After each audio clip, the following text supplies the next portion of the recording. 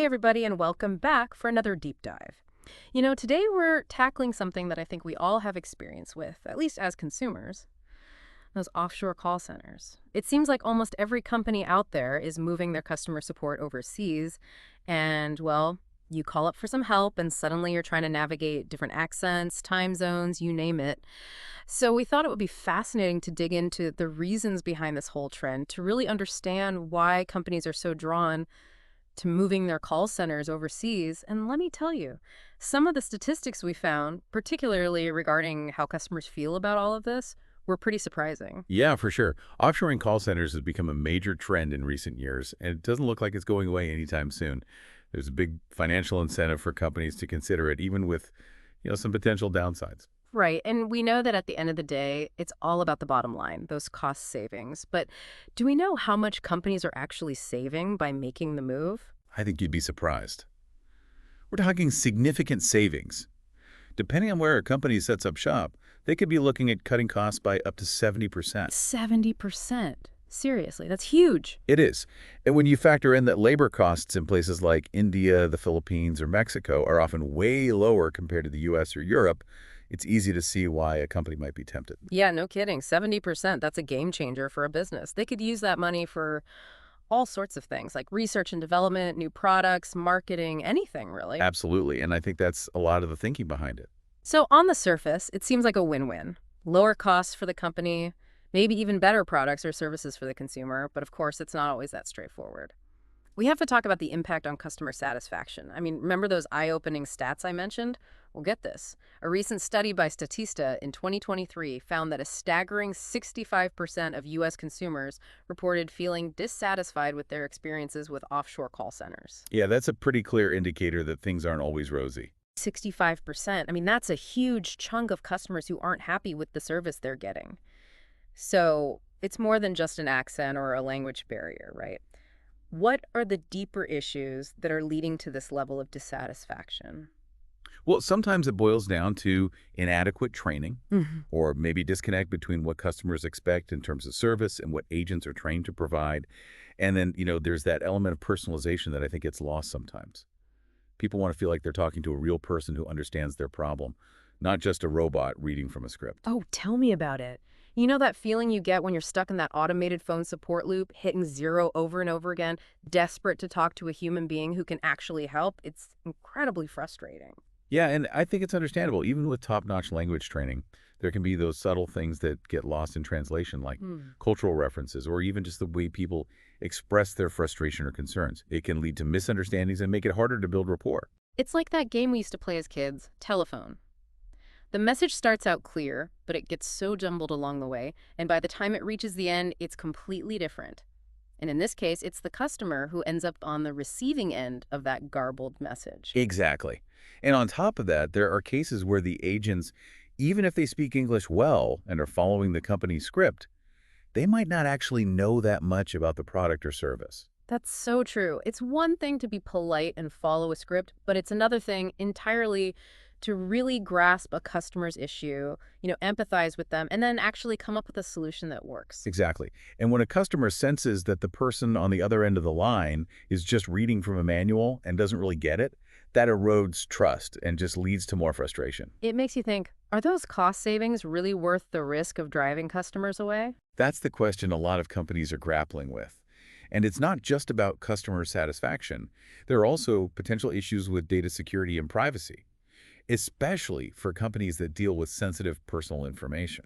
You're right. That's a whole other layer of complexity. That's true when you're talking about things like people's financial info, their medical history. Yeah. You absolutely need to know that information is being handled securely. Right. It's a big responsibility. And you add in the fact that you're sending that data across borders, potentially dealing with different laws and regulations about data privacy, it gets complicated quickly. Definitely. That's something companies have to get right.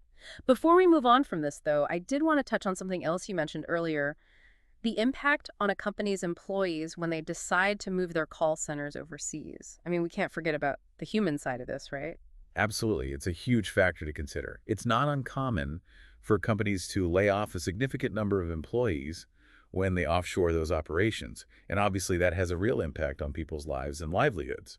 It's a tough situation all around, and it speaks to that idea of corporate social responsibility.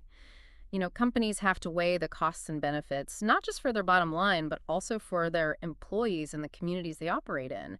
It's about finding the right balance. Right, finding that balance is key, and I think it's pushing some companies to think outside the box a little bit, to explore other solutions that might address some of those concerns we've been discussing. You mean like nearshoring? We mentioned it briefly before, but I'd love to dig a little deeper into that because it seems like it could potentially offer a good middle ground. Companies can still save money, but maybe avoid some of the customer service pitfalls we've been talking about. Yeah, exactly. Nearshoring is all about finding that sweet spot.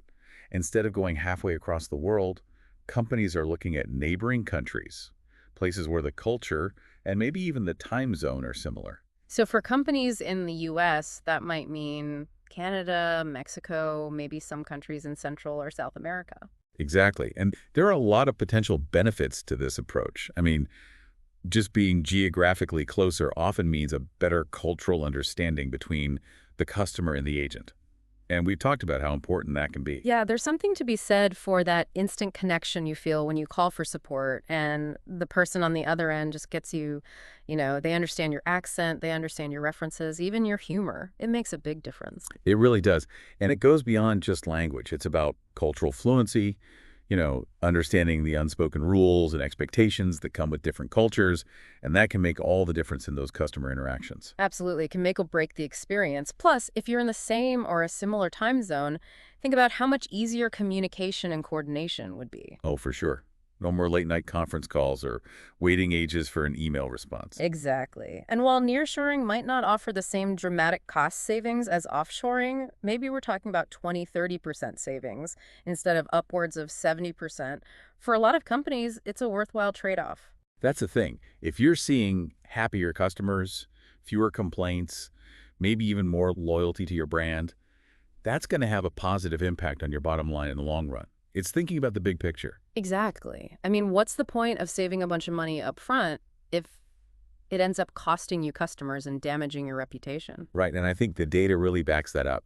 We're seeing more and more companies reporting positive results after they switch to nearshoring, especially when it comes to customer satisfaction. Okay, I'm sold. Give me the numbers. What kind of improvements are we talking about? Well, for one thing, there are studies showing that businesses using nearshore call centers tend to report way fewer of those cultural misunderstandings and communication breakdowns that we talked about earlier. And happier customers, which is the goal, right? Yeah, fewer misunderstandings means less frustration, quicker resolutions. It just makes for a smoother experience all around. Exactly. And when you look at the actual customer satisfaction scores, the numbers, companies using nearshoring are reporting scores in the 85–90% range. It's a big difference. 85–90%. Wow, that's impressive. It really shows that this model can actually deliver on its promise of better customer experiences. It does. And it's not just a fluke or anecdotal. There was a study done by Deloitte, and I think you'll find this interesting. They surveyed a bunch of customers who had interacted with both offshore and nearshore call centers. Oh, I love a good head-to-head comparison. What did they find? Well, it turned out that 64% of those customers reported higher satisfaction levels with the nearshore call centers. 64%, that's more than half saying, hey, this actually works better. But what was it about those nearshore interactions that they liked better? They dug into that, and it really boiled down to two things that kept coming up: better communication and just a general sense that the nearshore agents had a better grasp of regional nuances. Right, it goes back to that idea of really connecting with the customer on a human level, not just treating them like a number. Absolutely, and that's something that I think gets lost sometimes in those big impersonal call center environments. People want to feel heard and understood, and it sounds like that's what's coming through in these nearshore interactions. Yeah, it makes sense. So we've talked a lot about the benefits of nearshoring, both for companies and customers, but it's not a magic bullet, right? There are always challenges, trade-offs to consider. Oh, for sure. It's not a one-size-fits-all solution. Every company has its own unique set of circumstances, its own budget constraints, its own customer base. So what works for one company might not work for another. That's true, and it's interesting to think about how this whole landscape is evolving, especially with all the advances in technology we're seeing these days. I mean, it's not just about call centers anymore, right? There are chatbots, AI-powered assistants, all sorts of new tools that companies are using to manage customer interactions. Right, and I think that's going to continue to be a major trend. Technology is changing everything, and the companies that are going to thrive are the ones that figure out how to use these new tools effectively to create seamless and satisfying experiences for their customers. And I think more and more it's about finding ways to integrate technology without losing that human touch, that sense of empathy and personalized attention that customers still crave. Exactly. It's not about replacing humans with machines. It's about using technology to augment and enhance those human interactions to make them even more efficient and more meaningful. So, as we start to wrap things up, what advice would you give to our listeners? A lot of them are probably thinking about their own customer service experiences, both good and bad. What are some of the key takeaways they should keep in mind? Well, I think the biggest takeaway is that customer service is changing, and it's changing fast. The old playbook is out the window. Companies are starting to realize that providing a great customer experience is just as important as having a great product. It's not just a nice to have anymore. It's essential for staying competitive. Absolutely. In today's world, customers have options. If they're not happy with the service they're getting, they'll take their business elsewhere. Exactly. It's all about building those relationships with customers, showing them that you value their business and you're willing to go the extra mile to make them happy. So it's not just about being polite on the phone, it's about genuinely caring about your customers and their experiences with your company. Exactly. It's about creating those moments of, wow, those interactions that make people feel valued and appreciated. Well said. So, as we wrap up this deep dive into the world of offshore call centers, nearshoring, and the ever evolving landscape of customer service, we want to hear from you. What are your thoughts? Have you noticed a difference in your experiences with offshore versus nearshore call centers? What factors are most important to you when it comes to customer service? Share your thoughts on social media and let's keep this conversation going. Thanks for joining us for another deep dive, and we'll catch you next time.